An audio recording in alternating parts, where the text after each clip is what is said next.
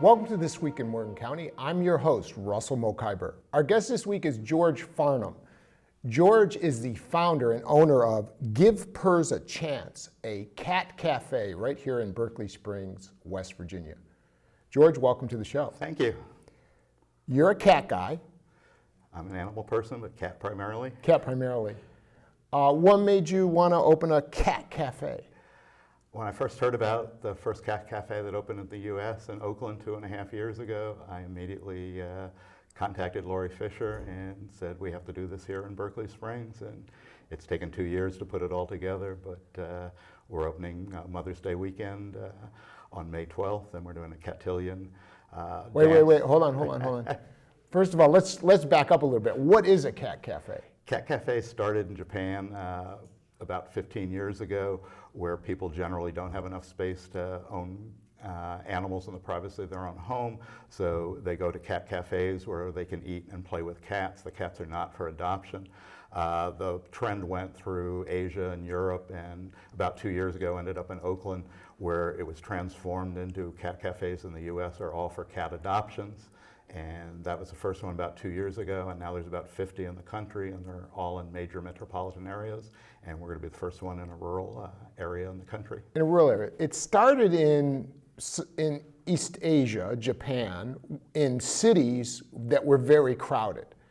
And people didn't have the opportunity to have cats in their places of residence, in their apartments and condos and so forth. As pets now. As pets. So they went to these cat cafes to be with cats. Basically just to hang out with cats, and in Japan you don't have the health regulations you have here in the US, so they allow the cats to be while you're eating dinner or lunch or whatever, and you can play with the cats at that time. Right. But the cats are not for adoption, and that's what really switched in the US is they became adoption agencies, but we all ran into health department regulations that make it a lot more difficult. Right, but I mean, in terms of this is the first rural cat cafe, and the idea in Japan was you're in a big city, but so out here it's open spaces pretty much. You can have cats everywhere. You have cats, right?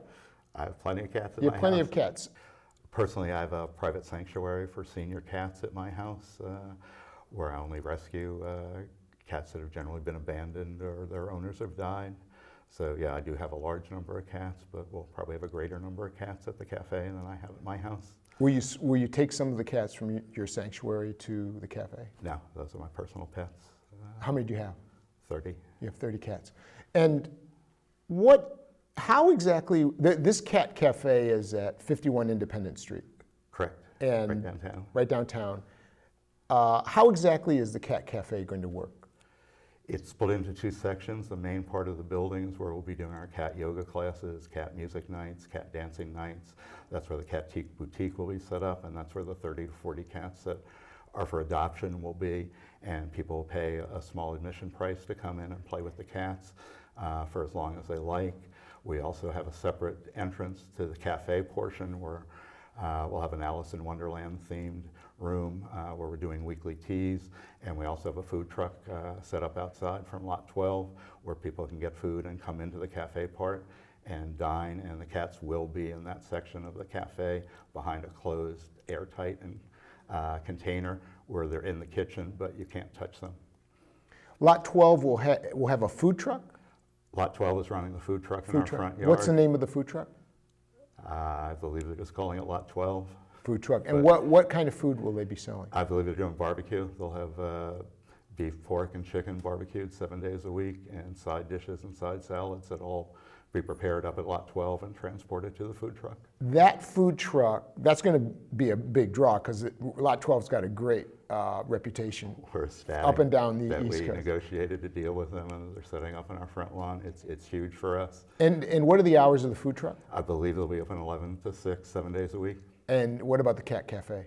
Pretty much the same time. We'll be 11 to 5, plus we'll be doing yoga in the mornings before we open, and sometimes in the afternoon or evenings. People will go to the food truck even if they're not interested in cats.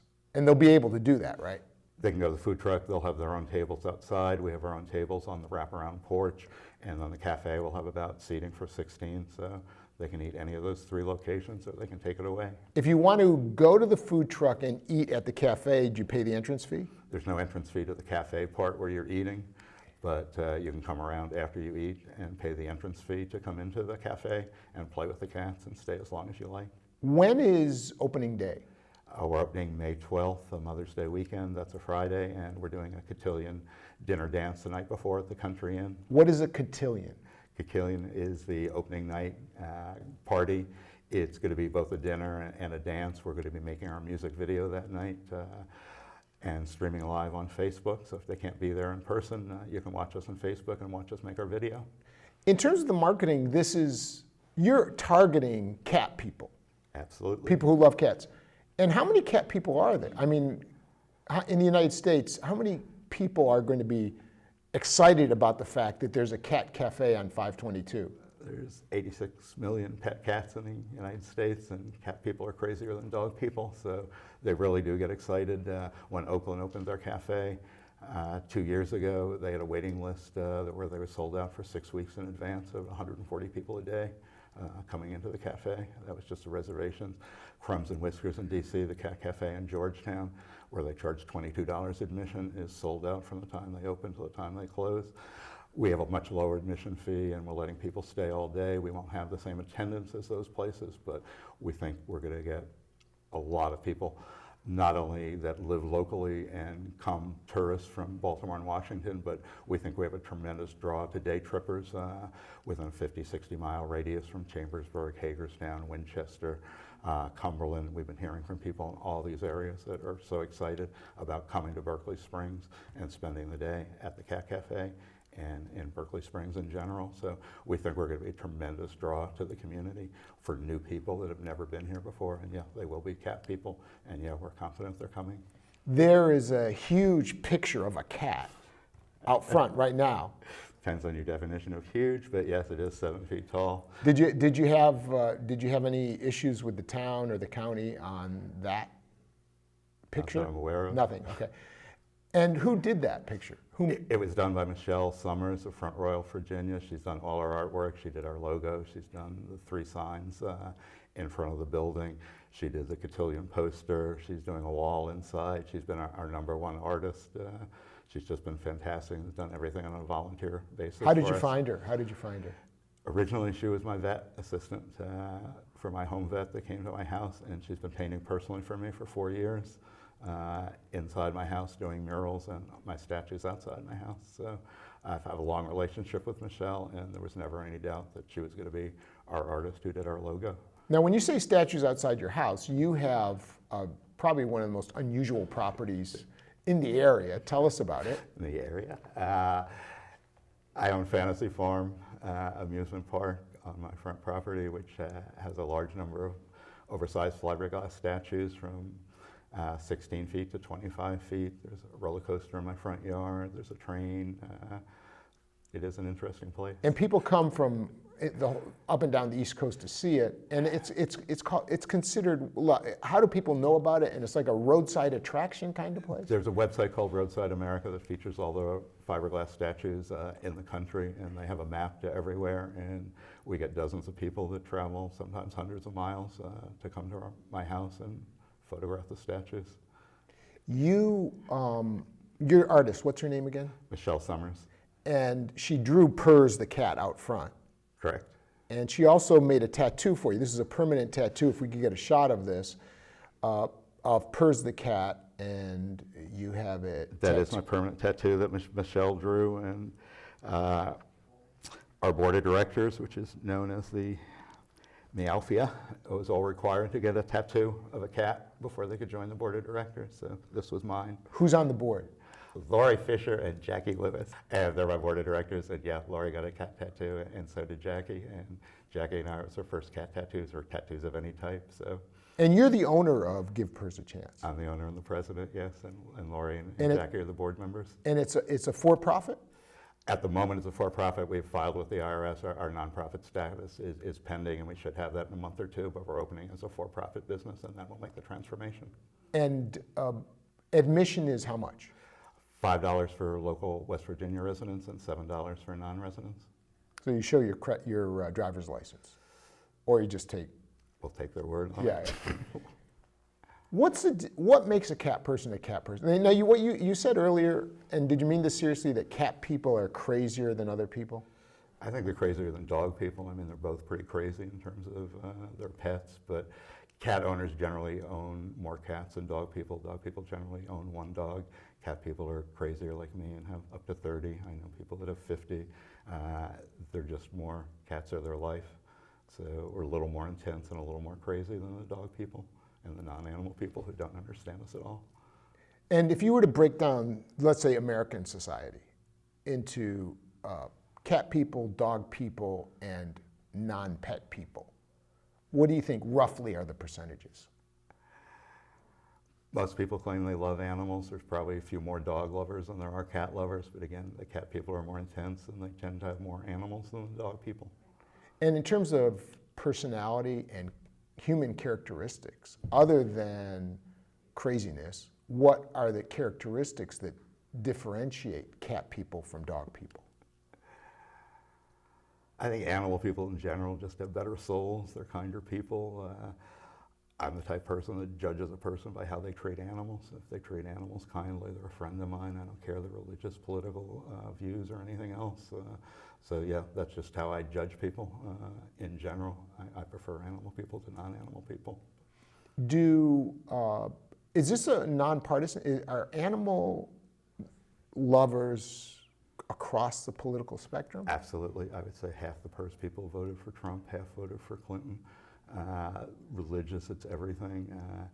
There's just no rhyme or reason to cat people. They cut across every political spectrum, every age group, income bracket, any way you want to divide it up. There's animal lovers in any category you can name.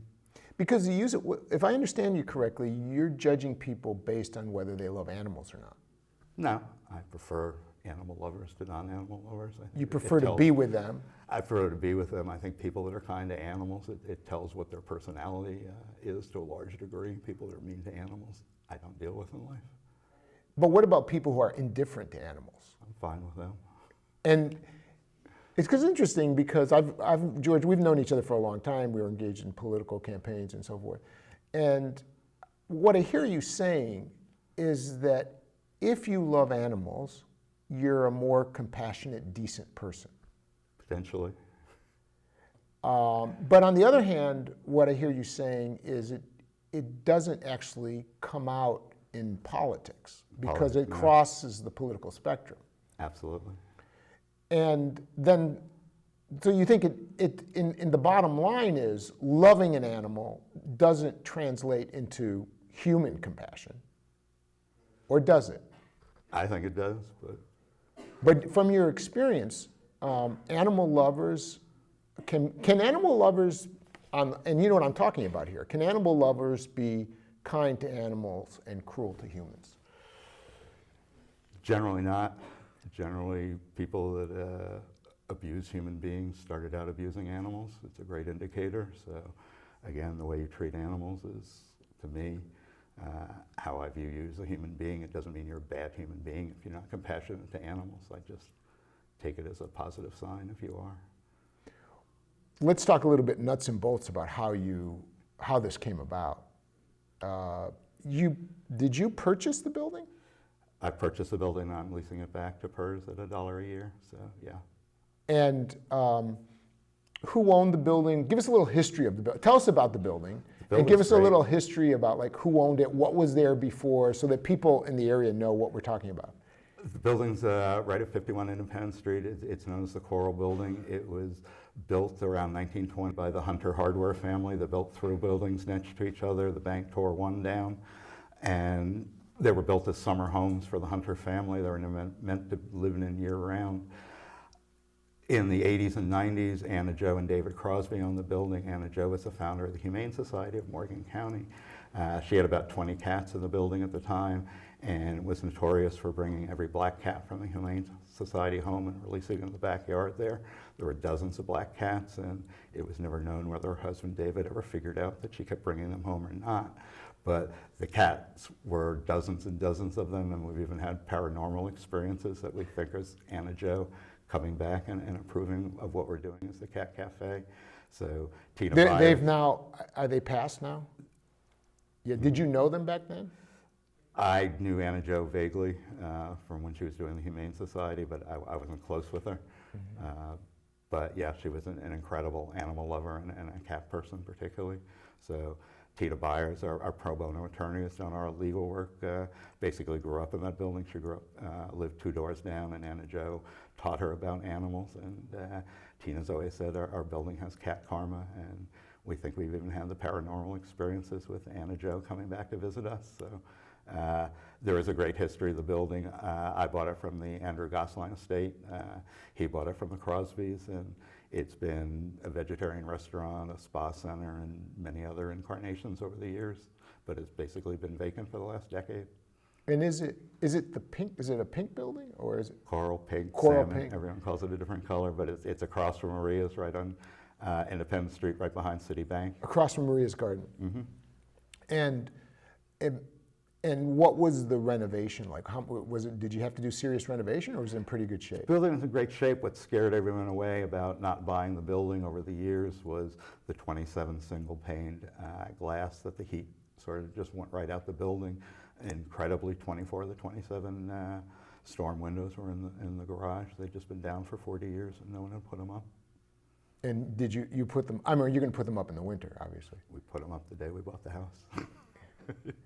And did you have to do painting and that kind of renovation? Not a whole lot. We're painting on the inside, decorating with cats on the walls, and putting up a lot of cat shelves and things that we're doing specifically for the cafe. But the building itself was just in incredibly good shape. It's a wonderful, beautiful building. Well, how long have you had this idea? The day I read the first article in the New York Times. Which was 2 years ago, January, on the Oakland cafe opening, which was the first in the United States. And I sent it to Lori and said, we're doing this in Berkeley Springs, and we did it. That was 2 years ago. And were there any other candidates for where this would go? We went through 7 buildings over a year and a half, and we ended up getting what we think is the best building in town. We're just joyous with it, but yeah, we've been through 68 name changes and 7 different buildings before we ended up where we ended up. Where are the cats coming from? We're partnered with 3 different rescue groups, Neighborhood Cats out of Kearneyville, West Virginia. We're working with Have a Heart Rescue in Cumberland, Maryland, and Missy Smith's Rescue in Cumberland, Maryland also. And they're all great no-kill rescues. And we're going to start with about 30 to 40 cats when we open. How is this different? I mean, the bottom line is you want to rescue cats and you want good homes for them. We're trying to adopt out cats to good homes. So our philosophy on doing that is to try and put a smile on people's face before they ever walk in the building, and then really knock them on their rear end when they're inside. We're trying to make the whole adoption experiences fun experiences people can have. So we've already heard from people that want to adopt cats that are going to drive here from Manassas and elsewhere just so they can have the experience of being in our cat cafe and adopting one of our cats. So the overall goal and the only measure of success for us is how many cats we adopt out in the next year. How much fun we have, how many people come through is meaningless in the end if we don't adopt cats out.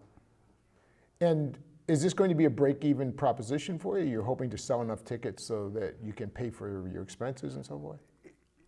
We will be a nonprofit, so is that. We're not trying to make a profit. Yes, we think we'll be sustainable and be able, between the yoga classes and the general admission and the Alice in Wonderland cafes and the music nights and the dancing nights and the profits that we make from the Catique Boutique and our mail order business, that we can sustain ourselves and keep going. I mean, now you talked about yoga and art. Tell us about cat yoga. How does cat yoga work? If anyone's never seen a video of cat yoga, they're pretty incredible. Cats love yoga. They love slow motion. They love to climb on people while they're doing yoga. They love to head bonk them. So we will, in the yoga classes, with about 10 to 12 people, we'll have about 15 cats in the room with them, and the cats will interact with the people while they're doing the yoga. So cat people are really excited about being able to do yoga with cats. And is this primarily going to be not a Morgan County-based business? Most of the people coming to this are going to come from out of town? It's a combination. We're both going to have a lot of local people who are really excited and giving us good feedback. We're going to be working on the tourists, and our main way of trying to draw people here is get in the 50, 60-mile radius in every direction, the people that will day trip and come here. So we're in the process of doing rack cards and hope to have 100,000 rack cards out over the course of the year. And social media is going to be huge for us, and we'll be using print media and TV media. But once we think we get the word out, we think we'll not only be dealing with the locals and the tourists that are already coming, but we'll be attracting a large number of day trippers that'll be treating this as a destination, just coming to Berkeley Springs to go to the Cat Cafe, and then when they're here, they'll visit the whole town and hopefully come back. Who's the cat yoga teacher?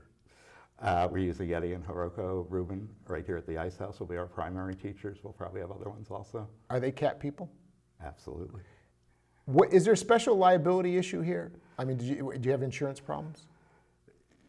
As with any business, it's, business insurance and commercial insurance is higher, but no problem. No problem. Like what I'm envisioning, you know, you're in a yoga pose, a cat's on you, the cat scratches you, you get cat scratch fever. I've never heard of anyone really getting cat scratch fever, but cat scratches and cat bites is a concern. There's a lot of rules and safety precautions, but people coming in are cat people. They're pretty well accustomed that they might get scratched. Other than cat yoga, there's cat art. Is there going to be art? It's going to be an art gallery? It's an art gallery. We hope to have as many cat-related items as they really have for sale here in the Ice House. Everything's done on commission, mostly with our local artists. We're only charging 20% commission. Our only requirement is that it has to have a cat on it. So many of our local artists are doing paintings, prints, lithographs, photographs. We have a clothing line. We have our own soap line, exclusive soap line of cat soaps. Just everything, jewelry, pottery, textiles, you name it. People do it with a cat. We'll take it on a 20% commission. We're also taking donations of cat items that we get 100% of the proceeds from. So our cat boutique is going to be pretty incredible in the amount of items that we have for sale, both art and otherwise. Have you heard any blowback? People, for some reason, don't want the Cat Cafe? Not so far. Nothing. You've heard nothing negative. No. We've gotten incredible response from the community. We're just ecstatic how happy people are that we're coming. Positive. May 12th, grand opening. Grand opening at the building itself, and the Catillion at the Country Inn will be the night before, where it's a dinner dance, and we encourage everybody to come to that where we're making our music video. Thank you, George Farnham. Thank you. And thank you for watching This Week in Morgan County.